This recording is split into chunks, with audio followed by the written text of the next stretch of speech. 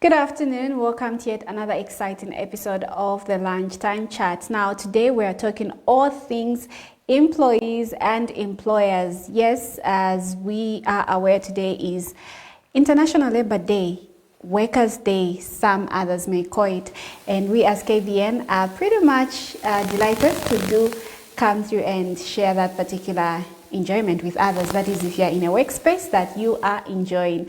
And today's topic is bordering around that particular issue. And the theme for this year's celebration is accelerating job creation for economic growth. Accelerating job creation for economic growth.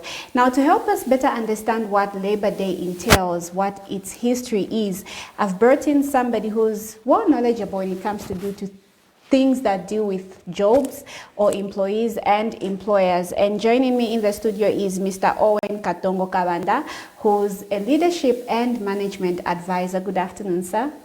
Good afternoon, Daisy. You're welcome. Good afternoon, viewers. And happy Labor Day. Happy Labor Day to you too. Are you not tired already, since Labor entails being tired? Are you We are not here tired? to work. We're here to Anytime, work. anywhere. Absolutely. Now, Labor Day, sometimes we as employees just get excited with the thought of marching, also airing certain grievances, what the bosses are not doing, what would like them to do. Maybe you can help us break it down as a way of starting this conversation. What is Labor Day and what is its history? All right, so thank you so much, Daisy. So, when it comes to Labor Day, basically, it has a long history. As far back as the 1880s. So we are not even talking about 19-something or 20-something, 1800s. At that time, because of industrialization, what started to happen was there was a lot of need for people to work in these factories, in the railways, and so on. So the more industrialization came about, the more people were now being required to work for long hours. We are talking of 12 hours in a day, 7 days in a week. And that made people to really see that the conditions in which they are working were not very conducive. So with the coming of the unions, they started now trying to find ways to reduce this kind of long hours of work. You had situations where now, in 1882, in New York, for instance, the people took the first day off without pay as a way of them protesting against this kind of long hours of work. And it is through those kind of struggles with the unions that you are seeing what we are now enjoying as the 8 hours of work as at now, because it reduced now from the 12 hours to 8 hours. So it has this long history. And again, it took another 12 years, for instance, in America itself, before we even talk about Europe and other areas. It took 12 years. In 1894. We then had the president now declaring a day off and recognizing it officially. Of course, at that time, they were looking at it in September. But over the years, this has now been changed to May. And so you see that this day is a special day in itself. The history of it, there was a lot of struggle for the worker to have better conditions of service, reduced number of hours of work, and things of that nature. So even those days now, they had to do some parades, which is a tradition that now has continued even up to now. So this time it's not so much of the fighting, because like in 1894, there was actually fighting and people died. Both on the side of the police and also on the side of the protesters, the workers and so on. But this time, what we see now are peaceful, they are not demonstrations, sorry, parades, where people now are marching. And so it has this long history, but it is really a day that is now here to recognize the value that the employee brings to the company or to employers. And it is this very day that we should really recognize them and appreciate them for all the work that they put in. Very well said. It does come quite a long way, yeah? Honestly, I never knew that there was a history of why we work 8 hours in a day. And I also didn't know that there was this issue of working 12 hours as well. So maybe they should push more so that we just work for 3 hours and knock off. But with that said, what is the importance of this day? Really, the importance of this day, when you look at Labor Day, as I said, it's one day that we should recognize the work that the employees put in, because an employee is very important for any company. You can have the money. There are people who go, they get loans, or for whatever reason you have some money with you and you want to start a business. With the money in your account or you have your cash with you, you can't do anything with just the money. You still need the people. You can go and have the equipment. You buy, or some people might be, you buy your trucks or whatever business you are in. Or if it is a restaurant, you get all your pots, you have everything. But without the people, you can't do anything. Yeah. So really, it's important that we recognize the importance of the employees. The employees should be valued in any workplace, and be it in a private company, in government, anywhere. And that also includes even the maids and the garden boys at home, because they are also employees in their, and they need to also be recognized on this kind of special day. So you find that in a number of companies on this special day, May 1st, they have this matching that we talked about. Some they print the certificates they are giving to the most hardworking, the most consistent, the most improved. Others they give them fridges. Others they give them gift vouchers to go and buy things. So it depends on really the company, the level at which it has reached, what is its philosophy, and what really the company wants to do. Others it's just a simple email to recognize the employees. But there are various things that companies are doing to really recognize the value that employees bring. And we have to emphasize, employees are very important to any business and any institution, and that's why they have to be managed properly. Yeah.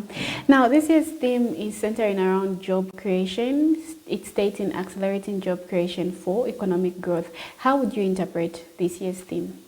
All right, so this year's theme, accelerating job creation for economic growth, really it's an important theme, and we have to look at it from various angles. We could look at it from, say, 4 different perspectives, and we'll explain. So you can look at it from the angle that accelerating job creation would have an impact on the economy itself in terms of productivity of the nation. Also, you can look at the aspect that job creation will have an impact on government service delivery. Then it also has an impact on the way the whole economy, so to say. And job creation itself has an impact on creating more jobs. And we will explain to you in detail what we mean by this. So looking at the first thing that we talked about, which is that job creation would have an impact on productivity. So what happens is, when you have jobs created, let's say by government or private companies or even the entrepreneurs, when they're starting their businesses, what starts to happen is that now you have people. Instead of these people being idle, sitting home, doing nothing, or drinking and just doing other things, those people now become productive. So they are in the industries, they are in the mines, they are in the farms, and what that starts to do is that now those companies or those institutions, they are producing something. So they become productive. It could be service delivery for those who are in, let's say, in the hospitality industry, the hotels, lodges, and conference facilities. What that does to the nation is that you start having a situation where people are being productive, people are actually now contributing to national development. And that's why when you really look at accelerating job creation for economic growth, it is this very, very important aspect that needs to be looked into. Because when you have people simply sitting at home, that doesn't help a lot. You need people to be productive. You need people to wake up every day. They go into these industries. They start applying themselves. It could be an engineer on the mines. It could be somebody in a factory. When those factories are running, the mines are running, the farms are running because those jobs have been created. That in itself is leading to the productivity in the nation. So when you create these jobs, it really becomes very, very important. Yeah. So now, when you talk about job creation, do you think that is entirely left up to government to accelerate these jobs?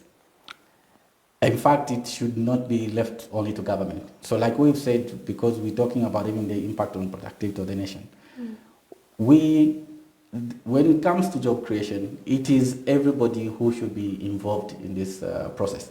So we have government itself being the biggest employer.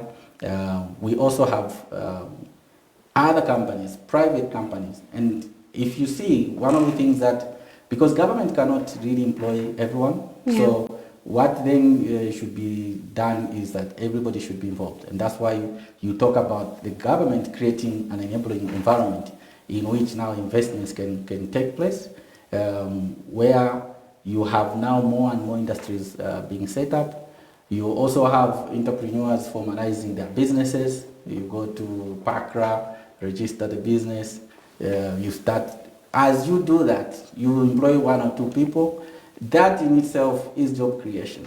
So what is really key is that they should be more focused on formalizing the businesses, so that when these businesses are formalized, you're also now creating avenues to create more jobs. So the business of creating jobs should not only be left to government, it should be every business entity out there creating these kind of jobs.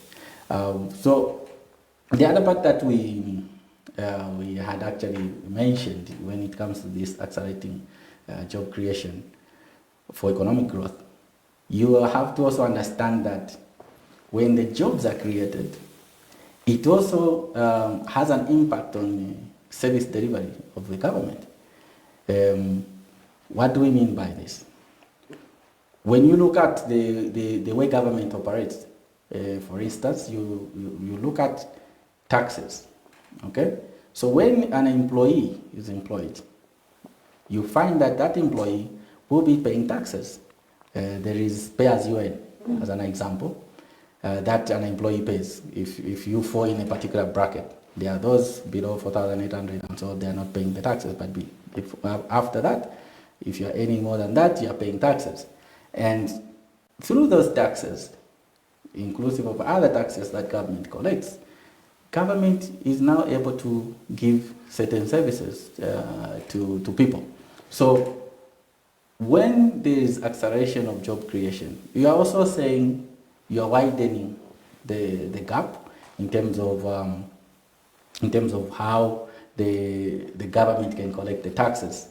And it's not only the employee that pays the taxes, it's also the employer. So on the side of the employer, you have the employer paying skills levy on the total earnings of the employee every month. So what that does is really, it's adding value. The more jobs that are being created, the more government can also collect taxes, and those taxes are now being used for provision of services.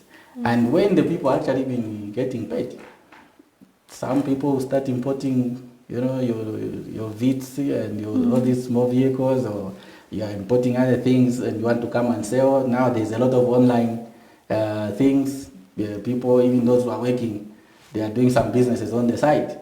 When they are paying the taxes like that, you find that government is now getting more money, and now it is from those taxes that the government can invest in human capital. You now have things like your free education.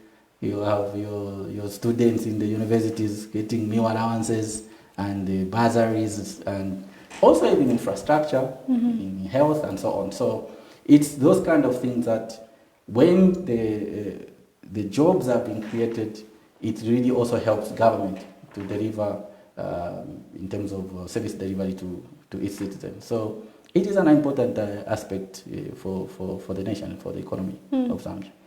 Very well explained. Now, one of the fundamental reasons for celebrating Labor Day on the part of an employee is raising awareness of certain things that they think are of a concern when it comes to their conditions of service. Now, riding on this, do you think coming back home to Zambia, do you think that gets to happen on Labor Day? Because all I see is employees with banners marching and the day ends. Do you think they're accorded that opportunity to air how they think their services should be bettered? Yeah, so when it comes to creating awareness, and I think one of the things that, for instance, government has done is to pass various laws. And one of the most recent one is the Employment Code Act number 3 of 2019. And in that law, it has provided for a lot of conditions, the minimum benefits that an employee should have.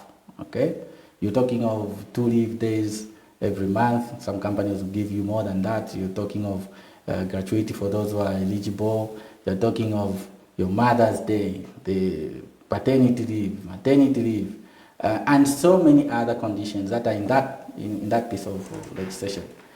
So what then should be really be done is to create even more awareness. Like you've said, yes, maybe this day there's a lot of marching and so on, but beyond even this day, they should be deliberate focus to help employees understand their rights, and also to help the employers also to understand their rights. Now, we always say to every right, there are also obligations.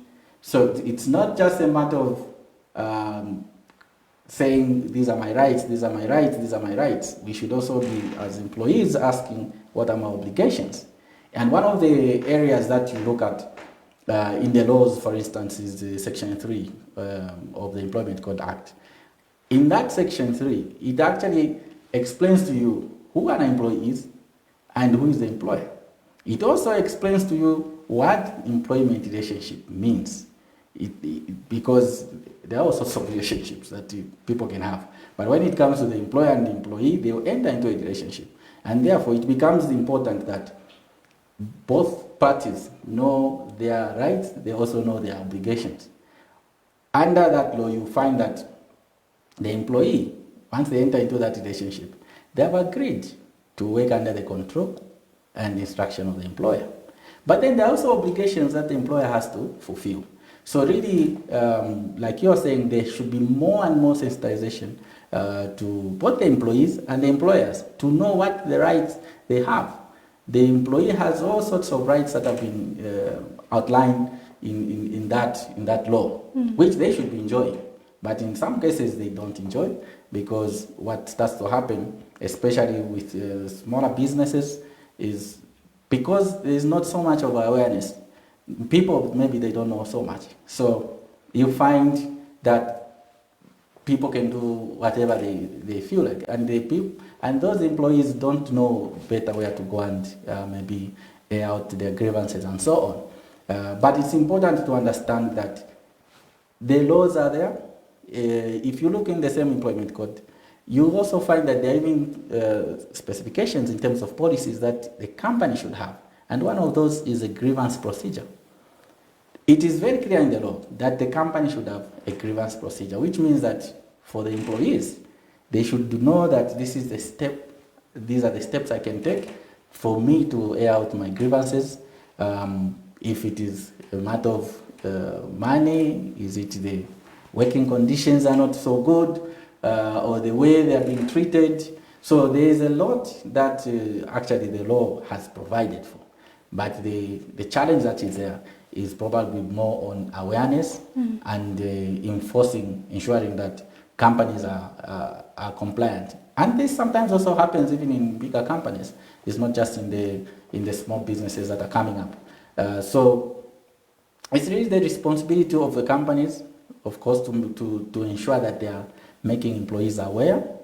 But also we have the Ministry of Labor, and I think of late they have been doing some good job in terms of creating awareness. So what is really needed is just doing more and more awareness to the nation and to the employees on what the rights of the employees are, as well as their obligations. How should an employee work? Just because you have rights does not mean now you can come whatever time you want, you can do whatever you want, have a bad attitude. No, the rights have to be matched with obligations. But also the employer should also know that while they have the right to employ, it should also not be just a matter of shouting all the time or waking up today and saying you are fired. If you try to complain about issues of conditions of service, then you are seen to be that person who should be fired first. No. So even employers need to be in a space where they understand these are our rights as employers, but these are also our obligations to create an environment in which an employee is able to work well and an employee is feeling valued. Because at the end of the day, there has to be a win-win situation. And that's also where you have some companies, you bring in the unions. So the unions in a number of companies, their unions are also there to help find this balance, to speak on behalf of their members. Now, it's not every employee, but those employees who have joined the union, who will be represented by that particular union. And then the union have to make sure that they're also bringing certain concerns to management, so that at the end of the day, the employees' rights, they are safeguarded, and the employer also gets to achieve their targets in terms of production, in terms of making money and so on. So basically, that is how it's supposed to be. Very well. Now, one thing is for sure, Labor Day is usually just biased on the employee's perspective, but like you have alluded to, it's not just the matter of an employee. There's also an employer in this equation. And in as much as we can sit down here and pinpoint certain bad things that employers do, the truth is sometimes these employers are good to the employees, but the employees are equally not just understanding. So maybe you might as well just highlight certain rights that an employer has as well. Okay. So when it comes to, and at this point I would like to mention the important role of human resource practitioners in these companies, because human resource practitioners, in the first place, before I even go further, they need to be registered. Now there's a law for Zambia Institute of Human Resource of 2022. Now we are required to have human resource practitioners in any of these companies to be part and parcel. They should be registered with the institute. What that means is that if in your company you find that you have somebody who's managing, who is practicing human resource and they are not registered with the institute, they should be reported. And the law has now provided for avenues to deal with such people, both the individual and the institution. And so these things should be taken very, very serious. Why we're talking about these things is because when you have human resource practitioners who studied human resource, they have an understanding of what human resource should be, and they are registered. Their behaviors has to be adjusted. We expect more professionalism from them. What that means is that the human resource practitioners will then be, they go, so they are in between the employee and the employer. Mm-hmm. Because in some companies you will not find a union. It's a duty of that human resource person in your company to make sure that the employees understand their rights and obligations, as we said, and also management understands its rights and obligations. So in coming to your question of what rights the employer has, first of all, starting from the Section 3 that we talked about in the Employment Code, because Section 3 gives the power to get a service from the employee. Remember, the employer, first of all, has the right to make plans for their human resource needs in the company. So that means if a small business or a bigger business or a government ministry, they will sit down and make plans. That's their right. Okay? Then they have the right now to say, with these people that we want to have in this company or in this institution, when do they come in? they have the right to hire. Okay? So when the employer hires the people, they then have the right to make sure that they give the instructions and control that employee according to Section 3. What that means is that the employer should put in place measures to make sure that this employee that themselves they planned for and they went and hired, this employee that they have brought into the company, how do they make sure that this employee is now well managed? They have the right to manage this employee in a manner that they should be managed. And when the employee is not performing or behaving to things, if the employee does not perform or behave in line with the rules of the employer, or the employee does not have the capacity, or their conduct is not meeting the standards of the employer has the right to separate with that employee. Now, or we could simply say to discipline the employee. Now, that should be done in line with the laid down procedures. You can't just wake up and say, this person is fired. There are procedures that should be followed because the employer needs to demonstrate that they gave this employee an opportunity to be heard. Meaning that this person was suspected of doing something, then the employer then charged the person, then the employee explained themselves, they call them exculpations, and then the employer then, after looking at all the facts, then they came to a decision that really this person either it's a warning letter or it's a dismissal or whatever that kind of decision that the employer will arrive at. That is their right. But as we were saying, with all these rights, they have to be done in line with the confines of the law. But the employer, on top of their rights, the employer also has obligations. When it comes to obligations, the employer is obliged to make sure that the employee that they brought in, the person they have hired, this person is provided the time that the person will be working. It's there. The employer has to specify the time that this person will be working. And that time should be within the confines of the law, meaning the person should not be working more than 48 hours in a week. And if that happens, the employer has an obligation to pay overtime. And it might not be 48 hours, it might be even lesser, maybe 45 or 40 hours, depending on the contract that the employer signed with the employee. So they have the obligation to make sure that they follow what is contained in the contract.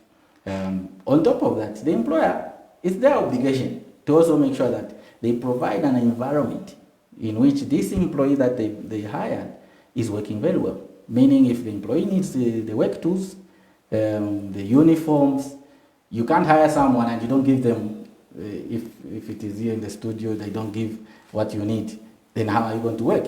If the person is an operator for a particular machine, you hire them and then you don't give them that machine, how are they going to work? So the employer has that obligation to make sure that they provide the work tools. If it's the teacher, give them, I don't know, if it's the books, the chalk, and if you are the employer in a restaurant, give the person the pots, the plates, and everything that they need.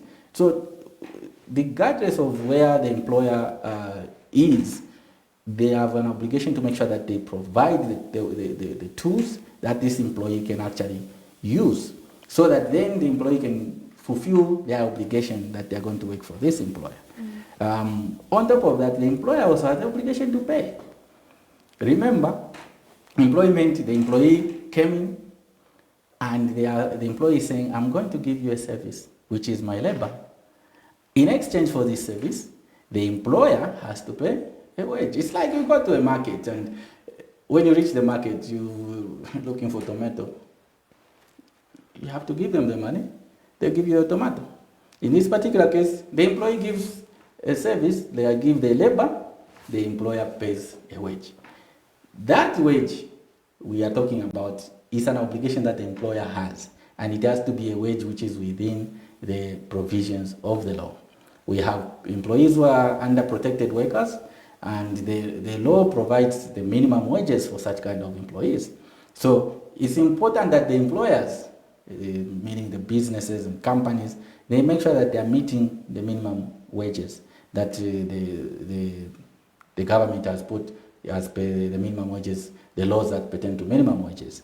And the salaries also that are being paid, they have to be paid at regular intervals. What that means is if you have agreed that the salary will be paid on the 30th or the 25th, or whichever period you have agreed, according to your conditions of service, that has to be paid at such regular intervals, so that there's some consistency. It also allows the employee even also to plan. In case you're going to have your bank, you sign for some facility, and the bank has to deduct from your account at certain period. So there's that obligation, and that's why when the employer sees that they are not going to have the money, the employer should then communicate to the employee and say, look, maybe because sometimes you're supplying somewhere, or you're expecting a payment as an employer, as a business, and things have not happened. Explain to the employee.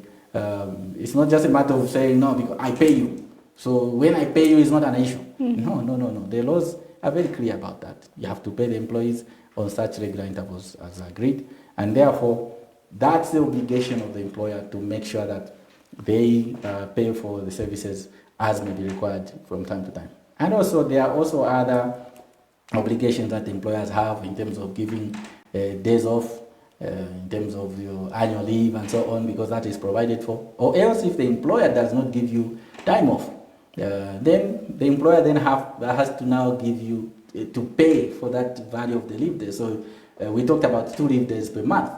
If the employer has not allowed you to rest, and you fall in that category that is eligible for the annual leave, then the employer will have to pay you for those 2 leave days even at the time you are separating. Also, there are so many other leave that the employer is obligated to give to the employee. So the employer, it is not an easy thing to think that, no, because I have a business, it's very easy, it's a walk in the park. There are so many obligations that the employer has to fulfill, including the various policies and procedures as required in the employment code. Okay. Clearly, being a boss is not an easy thing. Yeah? It is not an easy thing. I thought it's time to relax, but it's more work than being an employee. It is more work, actually. Yeah. And that's why when it comes to even within companies, as they are being promoted, and also for the HR professionals, there is a requirement that the people, if within the company people are being promoted, those should be at least trained to make sure that they know the obligation. And actually, when you read, again, I refer a lot to Section 3 of the Employment Code. It defines who the employer is. In that definition, you actually find that it doesn't just talk about the company. The employer in that definition includes the managers and the supervisors, the foremen. And if you go to the Industrial and Labour Relations Act, again, it also will define for you who will be considered as management and so on. So you will see that being an employer, and even being a boss, as people like to call it, it comes with a lot of responsibilities, because now, from the legal perspective, you have an obligation to make sure that the employees that are under you, the employer, even including the company in this case, has to ensure that the employees are being well taken care of, and that they are feeling valued. You are getting the best out of these employees. That means, how are you managing them on a day-to-day basis? Do they know the targets that they have to work towards? Or it's a matter of waiting until December? We hear a lot of appraisals. Do you have a performance management system or culture that you have created, where you set targets from the beginning, so that people know, and even how they are being managed by the end of the period? What are the salaries that people should have? When do you pay them? What conditions come? Even just the manner in which the employer looks at the way they are managing the people. That obligation on the foremen, the managers, it is a serious thing. Because, like we are talking about the value that employees are bringing to the table, an employee is a human being. And from psychology, we always say human behavior is a complex phenomenon. What that means is that with one person is different from the other person, But even the same one person will behave differently today, tomorrow, they'll be totally different. That means that it puts a lot of obligation on the supervisors and managers, or the employer in this case, to ensure that this person is well managed and they are applying themselves. Because you can have situations where an employee is reporting for work every day, but they have tuned out. Actually, we say employees who are not engaged are even more dangerous than the ones who resign. Because the one who resigns, well and good, will be finding a replacement. But the one who is there, and they are not applying themselves, and in many cases, because we see a lot of this, in a number of discussions and trainings we do, a manager will say, no, I can actually tell when somebody is not performing. But in many companies, there are not specific targets. So the employee can just give the barest minimum not to be fired. And there is nothing you can do because they are doing the very basic. So even when you try as a manager to say, hey, this one is not doing this, hey, they should be fired. And then you, the manager, now people are looking at you like, maybe you're just being unreasonable or something. But it's because you have not managed that employee very well so that they apply themselves. Because employees, when they feel valued, they will apply themselves. They work even long hours. Sometimes people do work even at home. They are not even asking for any extra pay because they feel valued. They feel they are contributing to something big, to the achievement of the goals of the company or the nation at large. So there is a huge obligation on management and employers to make sure that they create an environment in which employees feel valued. And actually that is also a huge responsibility on the human resource practitioners because they are supposed to advise not only the employees but the employer to make sure that the employers are behaving in a manner that allows for the creation of this culture in which people would work hard, focus on performance, and not just storytelling, the juicy stories of what happened on the weekend, but they can actually apply themselves and make the company achieve its targets. Great. In the interest of time, I really feel like this discussion deserves 3 episodes just so we get to understand what it is that we need to do as employees and what employers need to do as well. But maybe even as we wind up, because we're in the dying minutes, going forward, what would be your recommendation as a leadership and management advisor?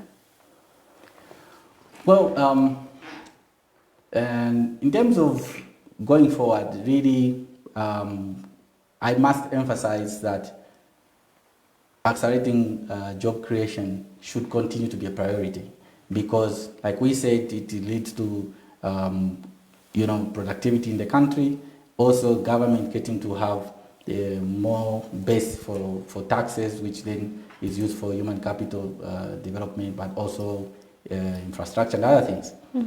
With more jobs being created, you also have a situation that the people, when they get those salaries, where are they spending that money?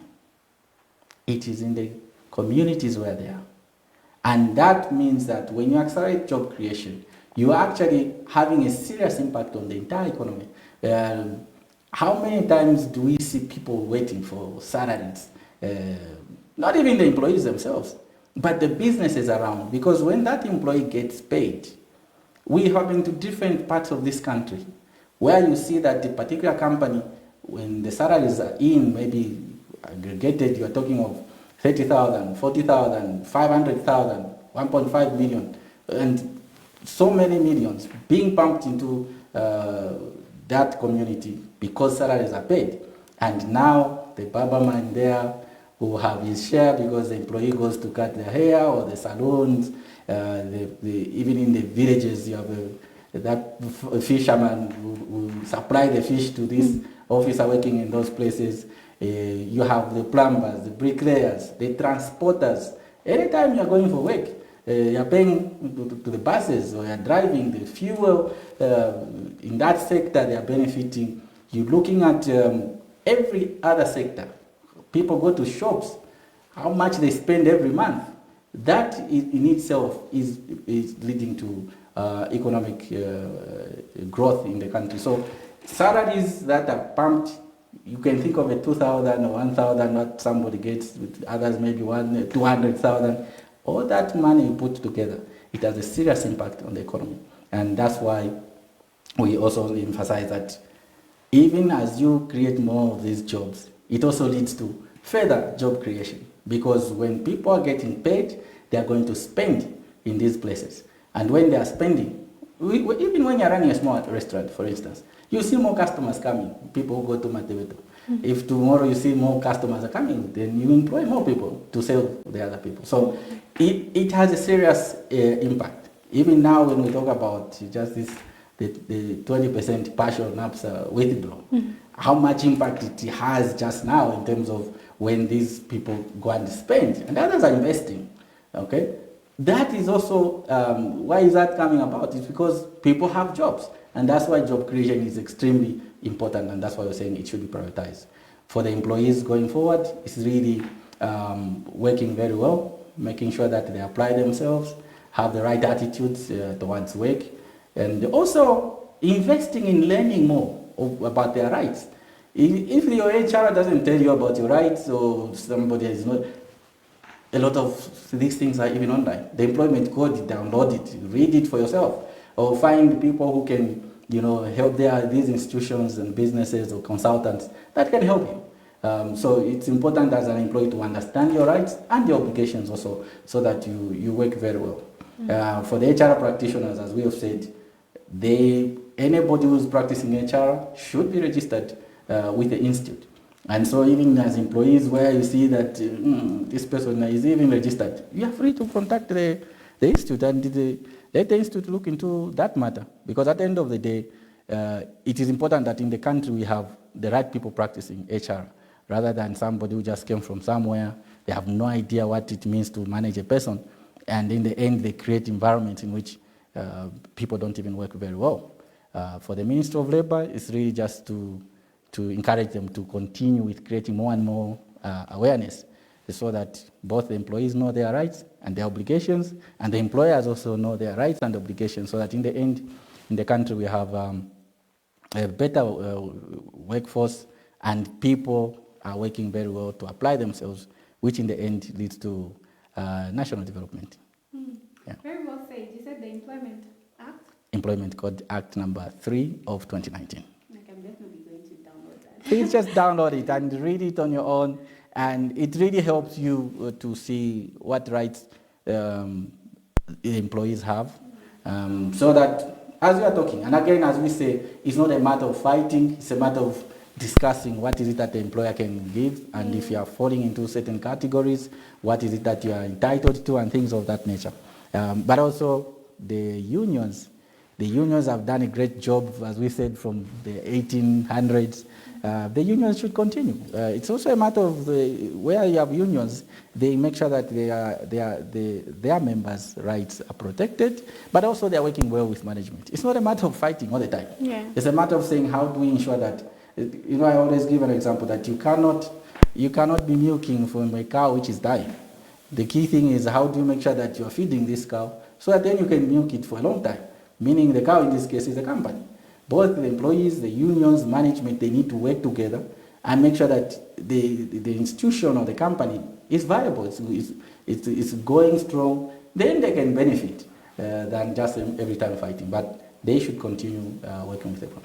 Well, Mr. Kabanda, thank you very much for making time to explain this valuable lesson to us. We hope to see you soon again. Thank you so much, Daisy, for giving me this opportunity. It's a happy Labor Day to you and to all the people in the nation. And greetings to my family and friends. It's really a great pleasure to be here. I'm looking forward to more interactions. Absolutely. All right, and that's how we've come to the end of today's episode of the Lunchtime Chat. I have been learning quite a lot, and from here, you can be rest assured that I'm going to download that Employee Act. Obviously, because I want to understand, because in future I want to be an employer. So exactly. For me, I just want to understand the rights and obligations that an employer has, because personally, I feel sometimes, in as much as we blow the trumpet of employers being unfair to employees, sometimes we employees are equally unfair to our employers as well. So if you're curious, like myself, then let's get down and download that particular act like Mr. Kabanda has advised. On that note, I wish you a very lovely Labor Day. Go home, rest, because this is the only day that you have, unless of course you also understand the other aspects that ask you to apply for leave days. So much has been talked about, and we are very grateful for this insightful discussion with Mr. Kabanda. Please do stay tuned to the finest television station.